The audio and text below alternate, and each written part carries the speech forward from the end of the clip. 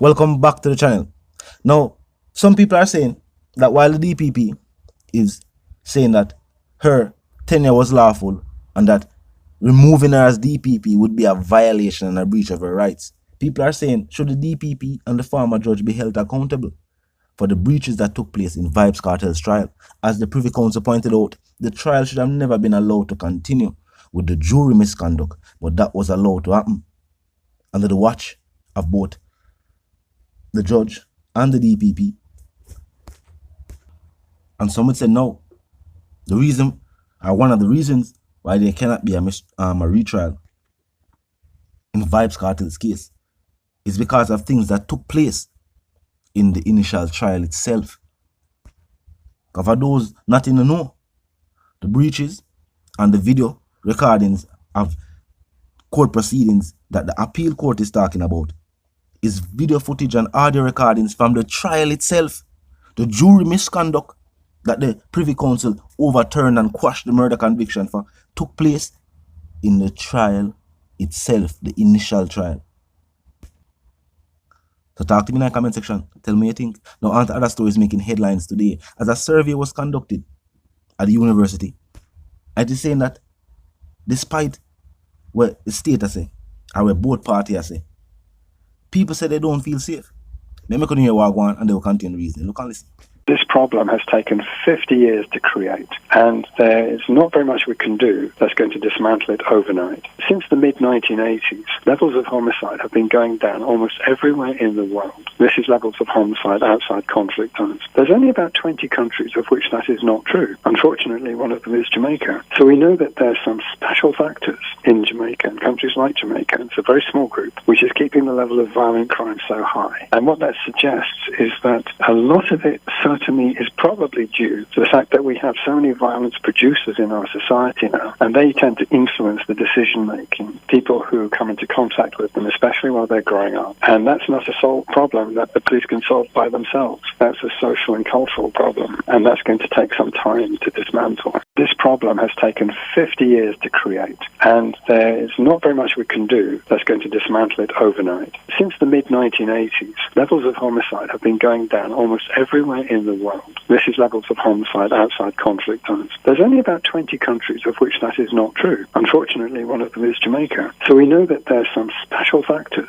in Jamaica and countries like Jamaica. It's a very small group which is keeping the level of violent crime so high. And what that suggests is that a lot of it certainly is probably due to the fact that we have so many violence producers in our society now, and they tend to influence the decision-making, people who come into contact with them, especially while they're growing up. And that's not a solved problem that the police can solve by themselves. That's a social and cultural problem, and that's going to take some time to dismantle. People have been living with this problem for many, many years, and they just want it to end. They want to get their lives back. They want to be able to live in a decent, normal society. And this is the problem. When you see a 10% reduction in our homicide rate, that brings us down from one of the highest in the world to one of the highest in the world. We're still in that top group. So even when we see a 10% reduction, we still live in a very, very violent society. And this is a genuine problem. It's not enough to make people feel safe.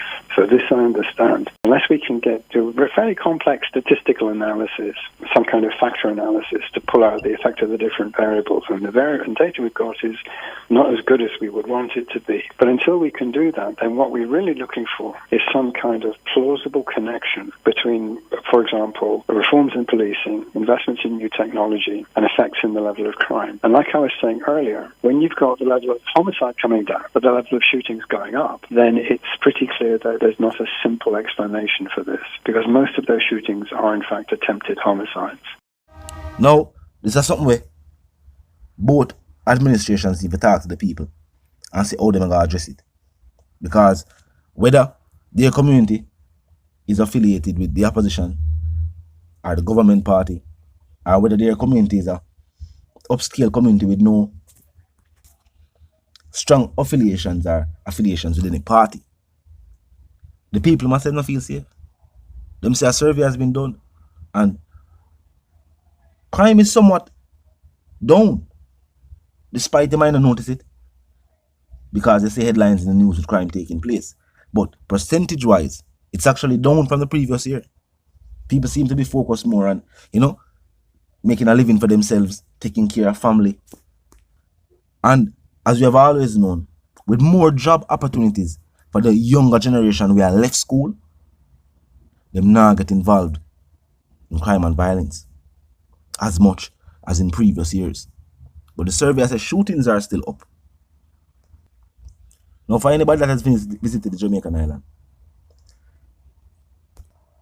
in recent months, or recent year and couple months, the people, the survey where I said the people don't feel safe, is kind of reflected in day-to-day activities. Places that used to be more packed, more people that walk up and down, more people that go out, it not really happen as much. That affect the GDP, that are gross domestic produce. The nightlife. We talk about the economy and generating money on the island and generating wealth for all Jamaicans, whether reside in an island or those who want to invest. You know what I mean? Come to the country and do business. You can't have a thriving economy where stop 9 o'clock. Nowhere in the world you're going to see a thriving economy where majority of businesses stop operate by certain hours, like 10, 11.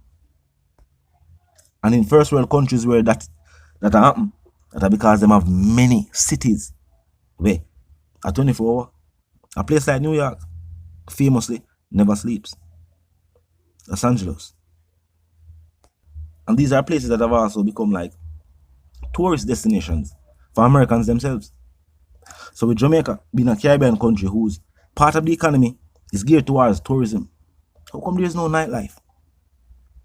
Depending on the occasional dance and the nightclubs, which must still believe say enough focus and investment is not being placed in those areas by both parties. This is not the government this and the government never. No, this is not nothing to do with a particular party, a particular leader. We are talking about style of government. If tourism is such a thriving part of the Jamaican economy, how come the nightlife aspect is not focused on? If the country make $10 between the hours where most business operate now, imagine if for the rest of the night you'd have other businesses. Man, also the same businesses need for work longer. But for other tourism countries across the world, like Bali, like Thailand, Indonesia, you name them place there, it's a nightlife. It's like them placing asleep. And those countries are geared towards tourists. People fall to enjoy themselves. Why go to a place, go enjoy yourselves where the enjoyment stop at a certain hour? I feel like that's something for both parties look into. And that aspect is tied into public safety. People have to feel safe. And the state should know. State of emergency, checkpoints, that not make people feel safe. There's also been stated, you can ask the tourism minister this. Tourists don't feel comfortable disembarking from cruise ships and seeing military presence.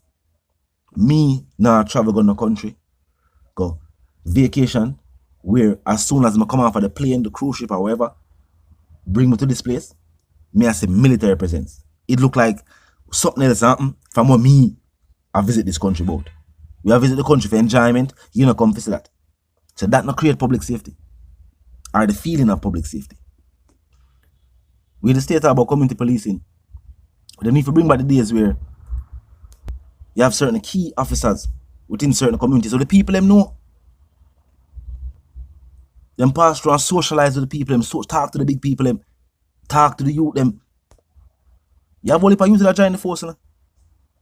If officer would stop and talk to them and show them the pros and the cons and the benefits of being in the force. Most people get recommended by the force, get recommended to join the force by people within that very same force. You know that? Majority of the youth that become soldiers and become members of law enforcement, they will always tell you they have a family member or a friend who join the force and show them all of the benefits from the force and people join. When them say community policing, them for know so that just means they patrol the community and harass the youths. More when they stop and see a group of youth, you can talk to them. You know, if you harass them, you know, after you search and realize, all right, these are individuals, them don't have no weapons, and just citizens of the community. You can't stop people from a walk to and from. You know what I mean? People gather and stand up and attack. That's lawful. But you can talk to the people. Ask who want job, who want help in this. Who want look furtherment with that. Where their mindset is. Talk to them. Build a connection with the people. Things like that create a sense of public safety. And them know. And them don't know. Maybe they need to talk to psychologists. Because there is a psychological aspect to the crime and violence that take place in many parts of the world. Some people feel hopeless. Some people feel trapped. Some people feel like that's their only way and options out. Maybe if the state try to connect with them and talk to them some more. I also believe that thing that them used to go into the community and have the community people them get to talk to certain ministers and certain elected officials, certain police or response for the area they and the people get to talk one-on-one with the people them in an open setting, viewed by all. Now we don't need it for them on the national television. You have other streaming platforms. It can be streamed. And then clips can be placed on national television to bring awareness to the people. And them can get across the 14 parish. Talk to the people them, just like how them talk to the people them when at campaign time. The state can do some more talking to the people them. But talk to me in the comment section. Tell me what you think. If you're new to the channel, just pass through, click the subscribe icon and then the bell icon. And of course, put it on all. And this is how you know you'll be notified of all fresh content as soon as fresh content is uploaded and made available for you right here on the platform. The like icon is also in close proximity to the share icon. Of course, until the reason again, my sentiments for you and yours is for to live, love, and prosper, and for to stay tuned. Drop on a comment in the comment section. You know what I mean? Tell me what you think. Like and subscribe. Drop a like on the video them. Yeah man, it not take on. Drop a like. You know what I mean? And as I will say, the reason can be continued from the comment section. And of course, until the reason again, my sentiments for you and yours, as stated before, I want to live, I want to love, and of course, for you know all prosper.